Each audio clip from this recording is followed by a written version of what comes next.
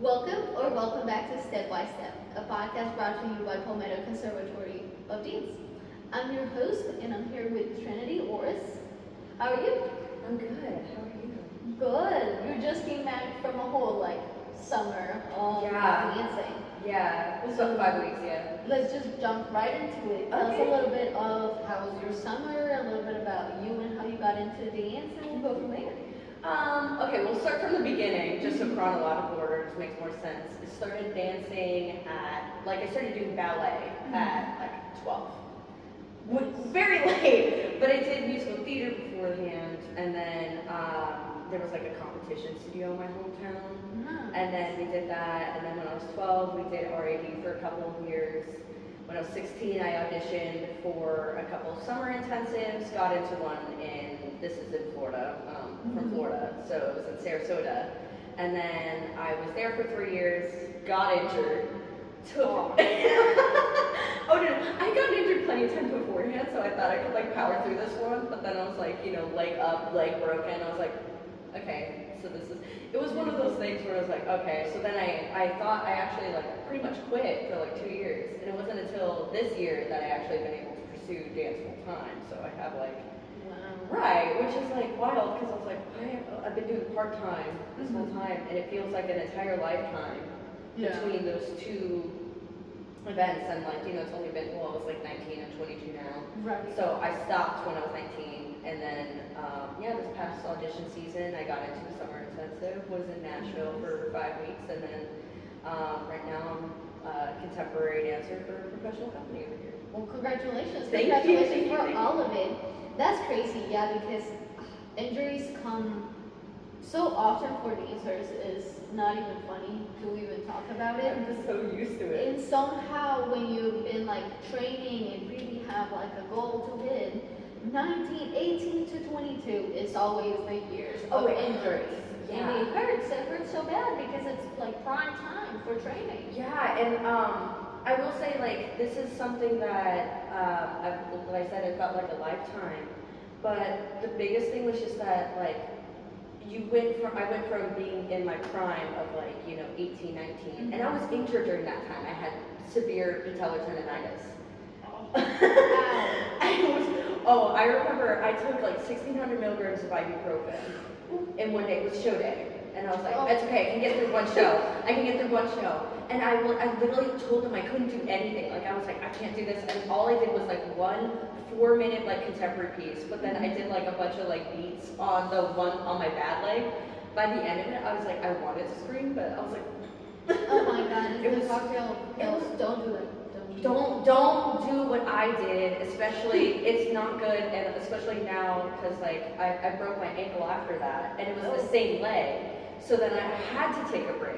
Yeah. So it was I went from being in a kind of golden age, literally, 18, 19 is okay, you're an adult, you can do what you want, there's not as much limitations or, things, I could be very versatile and flexible with my time, and then quitting, basically, because I didn't know if I could pursue it professionally, because I was, almost I had to retrain myself how to walk. Right. At that point, when you get injured, you have to reteach how to put your heel on the ground, which is crazy, humbling too. Right. Because you go from, I was going from my prime time to this. Yeah. And, 90% of the time, orthopedics and PTs, and that's their job, and they're so you ain't dancing again, or you ain't dancing like you used to, or professionally might not be the option. And even though we have our dreams, we kind of recover for just walking at the beginning. Yeah. And being able to do that already is a miracle in itself. But you've made it all the way. So how does he feel? How did it feel to take that break and come back and kind of just retrain yourself from scratch? Yeah, no, that was its own journey in itself. I will say I got lucky because when I broke my ankle, I was in a very populated city, and I didn't even realize he was one of the best sports surgeons. And then I immediately got referred to him, and then because I think my voice cracked when I was like, am I dancing anymore? And he was like, oh yeah, you're gonna be fine. No hesitation immediately off of a dime. And I was like, okay, but the recovery still doesn't look as linear as I think people think. And even, I've seen this happen not just to, you know, like young adults. I've seen it happen to like kids where plenty of athletes and stuff will be like 15 getting like major knee surgery, and I'm like, oh my God, like, it's, I will say knee pain is a type of pain that is just like, I can handle foot, I've broken, handled so many different pains. Knee pain hurts. Yes. I mean, thankfully I haven't had problems with my knees, but even the slightest knee pain, I'm like, it just hurts in a different way. Yeah, it's but to kind of come back, I think it was like you retrain yourself how to walk, and with the knowledge that you know now, you have to retrain yourself how to dance. So I will say there was something, I was thinking about this, and it's like I feel like when you get to an advanced dancer, like you're like, oh my God, I wish I could go back and redo my foundation. Yes. And I've done that a couple of times. So when I was in competition studio, I did RAD, and then that's the English style. But I also did a very like, I don't want to say messy, but it felt very disorganized when it comes to the way that you learn and build off of concepts. Okay. And so when I went to Sarasota, I did a Cuban, the Cuban style, which is Vagadava, like very athletic. I would say when people ask me what's the difference between like Cuban and the Vagadava style, I would say Cuban is very athletic. Athletic, yeah. And they look like athletes, and they're beautiful. Don't get me wrong, but like you see it, and the same grace as like an ice skater. That you see that, because like there's sometimes where like I feel like there's some people in the Marinsky that look ethereal, and then there's, you know, our favorites, obviously, you know, like we're talking about, like, you know, in the Balanchine, where I'm like, oh my God, they're just like, because that's technical mastery to the point where they can abandon some things and look like this like firecracker, which I love. But when I went into the Cuban style, I was like, what is this? I don't turn. Oh, by the way, worst turner on the planet. We did double soup news for the first time in my life. I was like, what is this? I was so confused, so baffled. And then I like started taking beginner classes with them after I would take the classes in the daytime. Nice, okay. So I would do that like 3 days a week, but it was so that I can understand the foundations of what these kids were doing and how they are able to build off of these concepts. And then when I got to the advanced level, the concepts they were just being piled on. Right. It was one after another. So I was like, okay, but I had that foundation. So coming back from an injury, it was like, okay, so I'm taking a beginner adult class. A lot of these people have grown up their entire lives not knowing this. They don't know the vocabulary, they don't know the alignment, and then I was like really scared because I was like, oh, I don't want to like, you know, because I was still really flexible at the time, but I was like, I don't want to freak them out. Like, I know, because like a lot of times around like normal people, I would stretch and stuff like that, and they would call me a freak of nature. Oh my God. They wouldn't call me that, but they would be like, oh, that's not natural. Like, they would be freaked out. But I was like, I remember I was just like chilling, and I would be doing some things, and I was like really insecure. But then I feel like once the routine starts hitting, because like it's grew up with it, and we got so used to just like, here's plies, here's times, and then after that I was like, you then have this like fine-tuned awareness towards the body part that used to be injured before, and because we are trained to be hyper aware of this, and now something's different about it, and it took. I think it was you actually who helped me, because I was like, why does it hurt? I was like, yeah, like when it rains, I can't do soda shells on my left side. Yeah. And you were like, it's because of the air. I was like, that makes so much sense. Atmospheric pressure, and you're so right. I mean, I got to learn a lot of anatomy that I thought. I mean, I didn't trash it when I learned it, but I never thought anatomy was gonna come to me so handy when I injured myself. I got to learn so much of how things work in your whole body that I was like, I didn't know this before. That would have probably saved me so much. Well, it helped me. So I will say, as somebody who did learn a little bit about anatomy before, because I knew about the foot and the knee. Right. And I did this when I was in high school because I did a high school like curriculum class. And so when I did that, they told us about it. It helped me like pinpoint a couple of the areas. Right. But you know, there's some times where I'm like, oh, it hurts here, and now it hurts here, and what's going on? And so it's still like one of those things where you might know, but you're not a doctor. So it's helpful to know what muscles you need to condition. And I think doing like conditioning classes helped a lot. And this also goes into the like coming back question where I learned the importance of cross training. Yes. You don't have to do ballet every day if you are cross training and still building strength and being mindful of those things in other areas. Because I was like, okay, so I was only able at the time to do ballet like 3-4 days a week.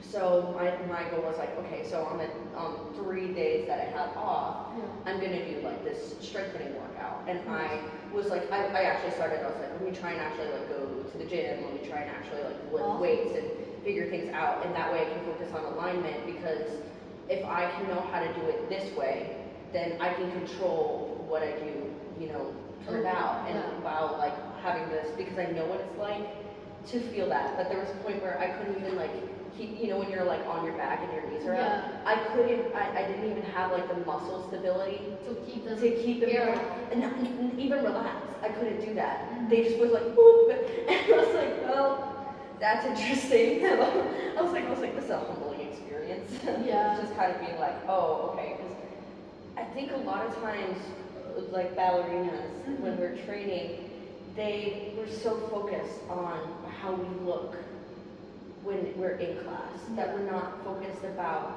how to make our bodies last as long as possible. Yes, that is so true. That is so true.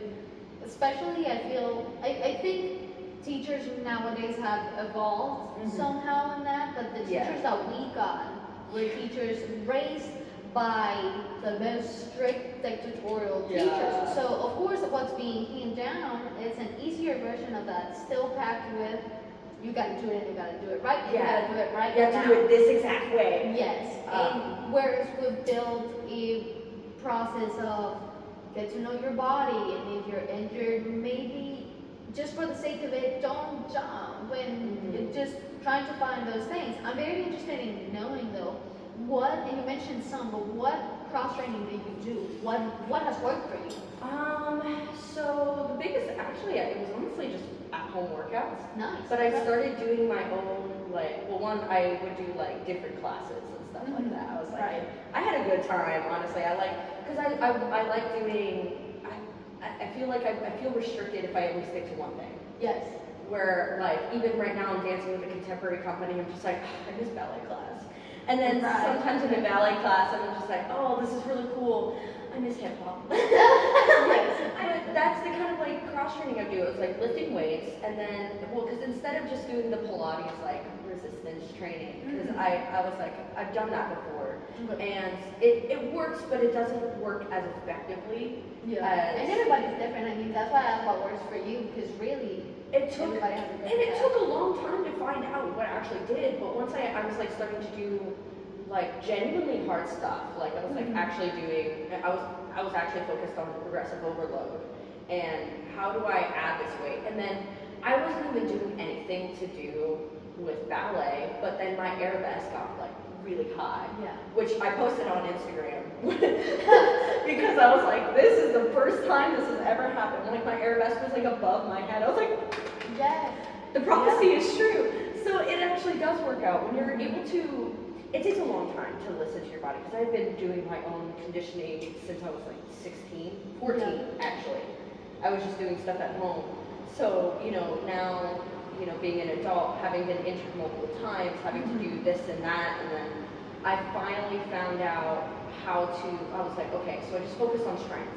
I focus on strength because I have a lot of flexibility. Right. And honestly, now I feel like I am doing better, at least being able to, not just as like a person, being able to advocate for myself, but being able to just like do so much. Like I've been able to explore different things because I don't have a teacher being like, you have to do it this exact way, the way our teachers were like, no, you do it this way, because like I first learned how to do it with like a pirouette with the straight arm, and then Cubans did it this way, and then I was like, I relearned how to do it with the straight arm to see if that worked better for me, because like, you know, of all these different issues that I was having. So I think when I was left to myself and my own devices, that let me really focus and explore instead of what other things look like. How am I, what's the best way I can do this? And that will last like for as long as I need to. And I think I also, especially during this last year that I've been able to do this full time, there was teachers that were like, I'm still a student, and they're like, I'm still a student. I'm not. I agree with that. I say that a whole lot. Yeah, you learn from your students. So you're being part of a community of dance involves you're always a student, whether you are the person in front of the room or the person getting the information from the front of the room. You always have to be open to. I mean, principal dancers at top companies are still learning new things.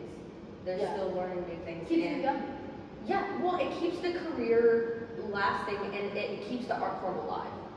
Because if all ballet ever was the same 3 ballets, Giselle, Swan Lake, and Nutcracker at the end of the year, no one would show up. No one would show up because people were like, right. I saw this company do it, they're fine. Like, especially because people don't know the technique that goes into it. Like, it's one thing for dancers to dance for other dancers. Another thing for, like, I could go on stage. I mean, one time I was in a doctor's office, and they were like, we're not going to sign this until you do a little, like, something for us. Because I was joking around with them. So I'm like, okay, let me do a little turn for them. And they're like, they ate it up. And I was like, okay, well, that was like the least impressive thing. You know what I mean?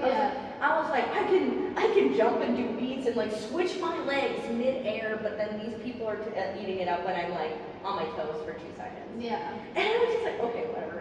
But like, it's another thing to dance for dancers, and then when we're allowed creativity to not just like, even if it is the same role, we're allowed to perform the role differently. How, Marianela Nunez does Swan Lake versus Natalia Sikova. Completely different. And it's just because they dance differently.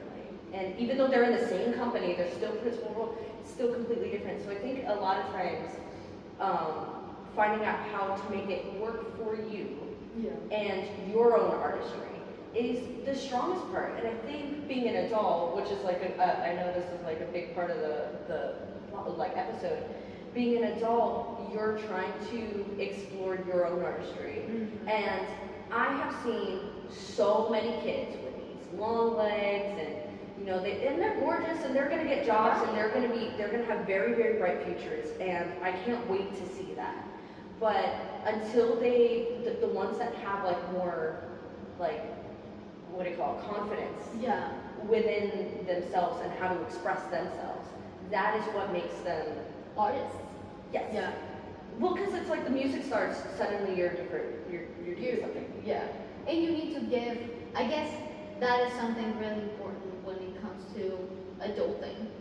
You mature with your presence on the stage as well. So that's really true. I guess that is something that really, I think it's supposed to be portrays on stage when you're adult.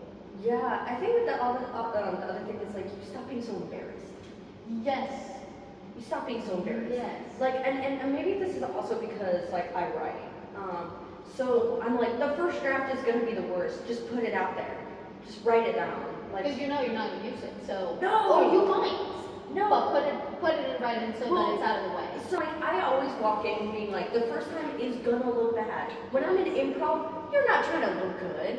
And it's funny that you say that because 2 episodes ago we had Pippa and Nelly, and that's exactly what they were saying. They were like, I wish we would have learned these styles when we were younger, because when you're younger, you don't have that fear of being ridiculous. And yes, that fear of being ridiculous comes once you start your teenage years up until you're like 20. Yeah. So those 5 years, that decade almost, becomes trying to just get rid of the fact that nobody really is going to care what you look like. You just gotta put it out there if you're an artist. No one's looking at you, and also like you have to be bad before you get better. You can't have, well, you can have fear. Yeah. Because it's a natural thing. And it helps to a point.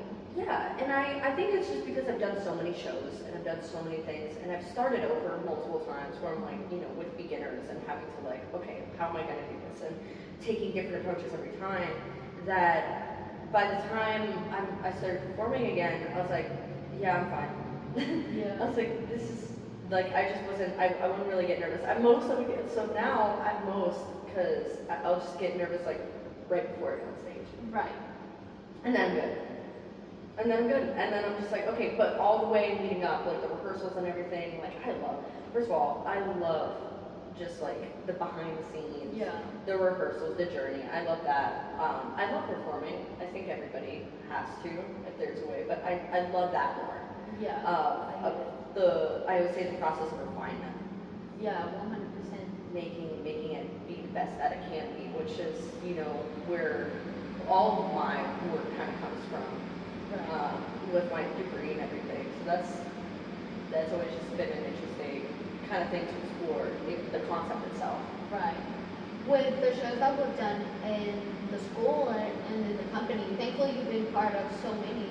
Is there anyone that you're like, well, this one is a very good one, or this one taught me this? How do you feel about that? I would say I was in a different mindset in the different shows. Usually I had like other things going on. Right. I will say Maleficent was one that I was so fascinated by it because it was a new ballet. And I was like, oh wow, okay, so we're doing this. And I was like, wow, this is beautiful. It was like one of those where I was like, I would have never really thought about doing this, but it's really cool. And the, drama and all this like stuff going on, it was like really cute. I don't know, I was kind of fascinated because I love the Sleeping Beauty ballet. That is one that we don't recommend that one for people who have not known ballet. Yes. That's a ballet for ballet. For dancers. Yeah, that's for the people who know what's going on. Because the Rose Adagio was like my first time seeing like anything when it came to play. I think it was, that's what it was. Yeah, it was like, it's very technical, so oh there's my a god. lot. I was like, how is that even possible? Yeah. Like, how do you? And then now, like, every time I do partnering, I'm like, guys, let's do the Rose Adagio because it's funny.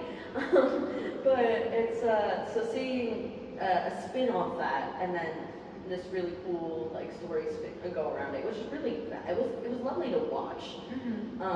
And seeing this kind of vision take place because going from a movie, a script is written in pure dialogue.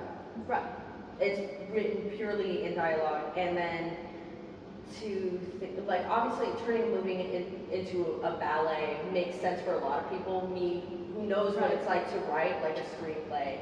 I haven't written a screenplay, but I just I've evaluated them and like edited them, and I was just like, oh, okay, I would have never actually thought to do that. Yeah. Because it's such a visual thing, but it makes sense.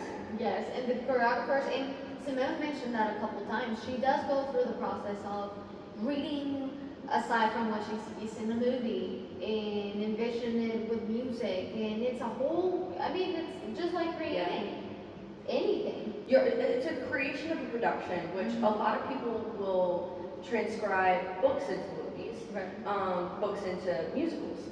I've seen that happen. There's a show I really love, Once on This Island. I did that show in high school, and that was based off of a book. It wasn't a musical. There was no music behind it. It was no people. But it's just that kind of exploration that I think we need in the industry. So I love that. Then being in So, Wizard of Oz was my first show that I'd done since like quitting. Wow, okay. So I was just like, you know, in a group. I was chilling. We needed that though. People forget, and that's why we like including our adult group, because not only we usually have dancers that have trained and that have trained baggage in our adult class, but also because you need those characters. It wouldn't have been the same having that village scene without y'all. Oh yeah, because I was a farmer. Oh yeah, I was joking around. But it's great though. That's what we need. It's a lot of comedy. Well, I think that's what it was also, is because I had a theater background, so I knew how to kind of play up a character. Yes. But also, my perspective was that I was not going to be so scared of everything. So all the other girls in the scene, they were like scared to talk to like Evan and Tevik.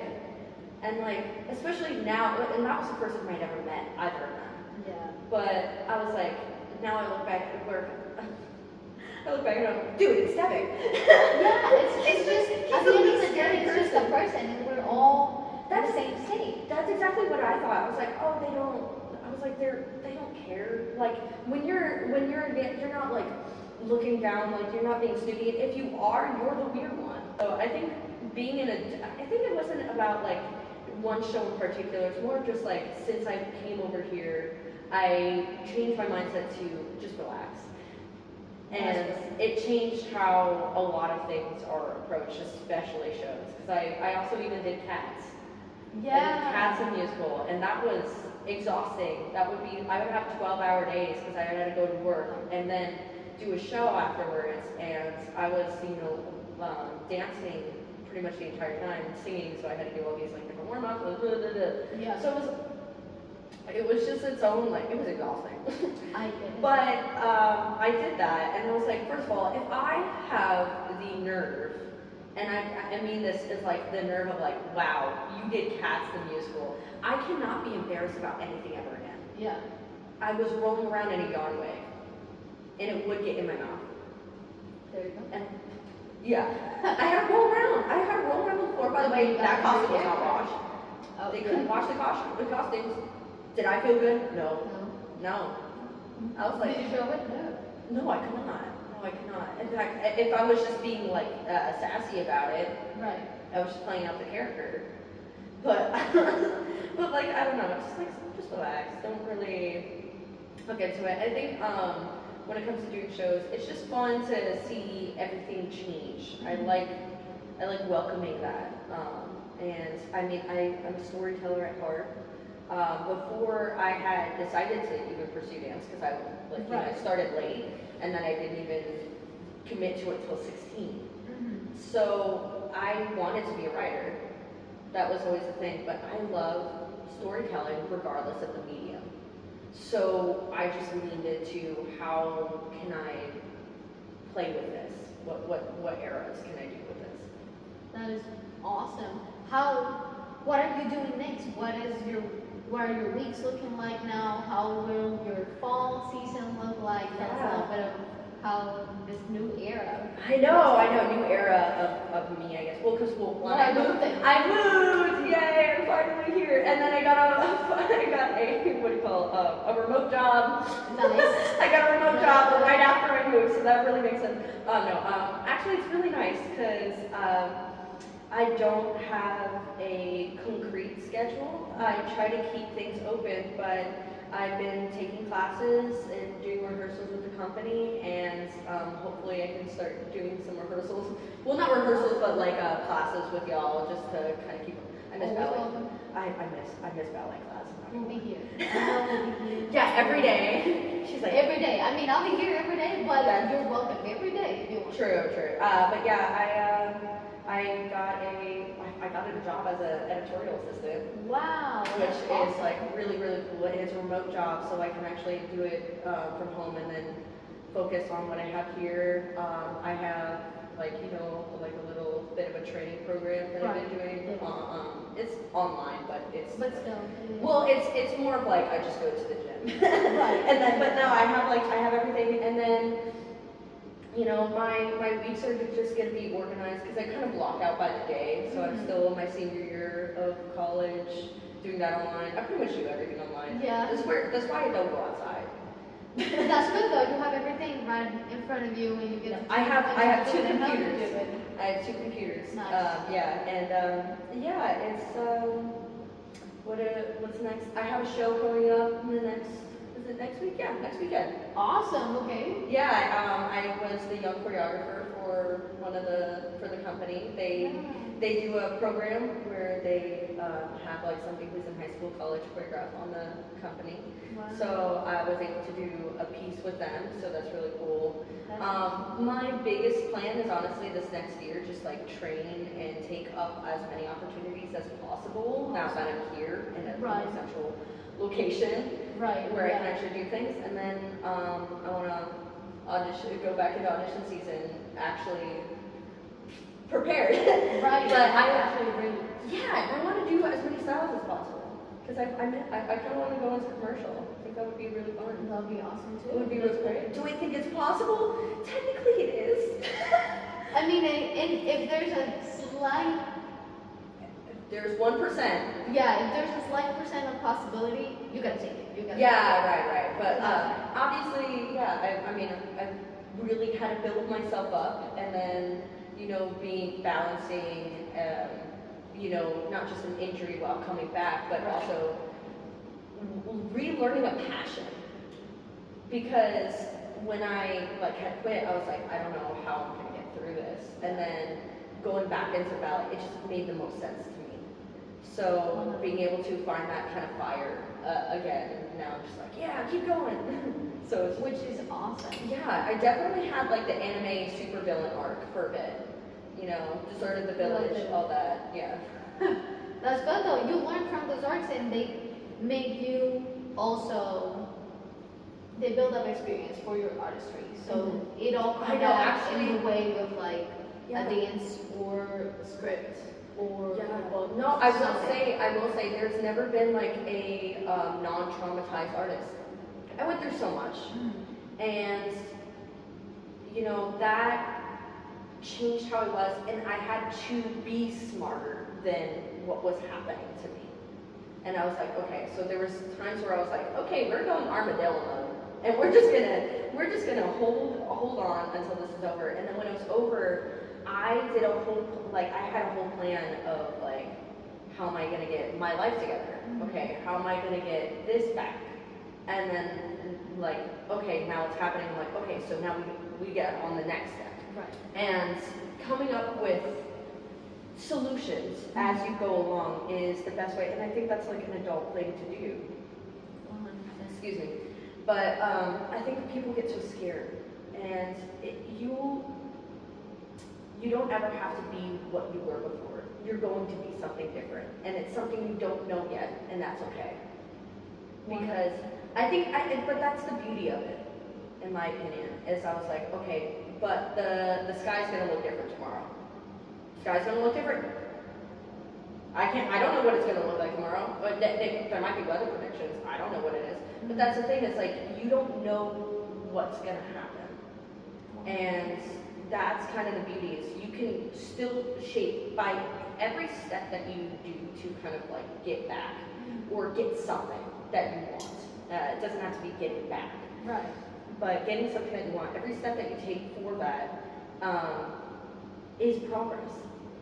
And you can morph a future that you genuinely want. And if you feel like this is not the future that you want, you Go ahead and change it. Stop. It's okay. 100%. It's not destined. There was no oracle that was like, this is gonna happen, that gave you like a Percy Jackson prophecy. For life, you don't have to follow a script. Yeah. Yeah, no, you don't have to. And I went, like when I was a kid, I was always hyper organized. I went by, let me do this by the exact thing where I was like, I'm gonna go to college, I'm gonna do this, I'm gonna double major. That didn't happen. And there's a very famous quote, I think, and I'm gonna get it wrong, but the gist of it is, you can make as many plans as you want, and God will just laugh about them. So whether you believe or not in the God or the universe, your plans are Nothing just will ever go plans. according to Nothing will ever go according to the Yeah, plan, and that's something that you clearly showed us today. Yeah. Which is great though. Yeah, no, It's the I reality. would never, of yeah, I would never, well, it's the reality of life in general. Yeah. One of my friends said I had the life of a Charles Dickens protagonist. I was like, thank you. That's beautiful though. That's very poetic. That's Nothing that Charles Dickens has written. Yeah, my life is like it's it's poetic in the way like Edgar Allan Poe. Yeah, very poetic tragedy. very Shakespearean tragedy. Yeah, that's honestly, well, I'll like just kind of roll with it, but there's so many things that I was like, I don't know, let me just like be curious. Be curious about how different things can be. And if you're like, I want my life to look completely different, I assure you, honey, it will. Because I've never, like, nothing goes according to plan. And it's like also, there's sometimes where it was a lyric in a song, she's like, I got the things I wanted, it's just not what I imagined. That's right. And it happens and it just comes in different ways. Yeah. I love to hear it. Thank you so much for that. Yeah. I do think that I'm going to start wrapping it up and I'm going to bring you to our step-by-step question. Which is, what is your favorite dance step? I like And if it has changed, you are ready to say it though. I was going to say if it has changed and all that, no, but you had it ready. You go. Yeah, I like beats. Nice. I like beats. Am I the best at them? No, but they're so much fun. They are. Every time I do beats, I feel like a fairy frolicking in the forest. I love that. Yeah, no, that's a really good image for a beat. I did Midsummer Night's Dream, and Nice. this was like when my theater did it. This wasn't like the ballet, but they put on like some music, and I was like, oh, this is so cool because they had like dancing fairies. Well, and the music to Midsummer Night's Dream is Oh, just a dream. It's beautiful. Yeah. It's beautiful. So I was like, oh my god, she was a fairy. Like it was, it's so fun because I love just like, I don't know. I feel like I actually feel like a dancer. Well, Yeah. I don't know. It's more like you just feel like those are your wings. Yeah. We fly with our feet. I know. Oh, that was very poetic. That should go into the We fly with our feet. Thank you so much. I knew I had to bring you into the podcast because I knew I was gonna have a lot of fun talking to you because I know you love talking. So yeah, I'm a yapper. Yeah. Thank you so much. Yeah. And I hope you enjoyed it and we'll have you back for sure. Oh, absolutely. I would love to. Bye. Thank you.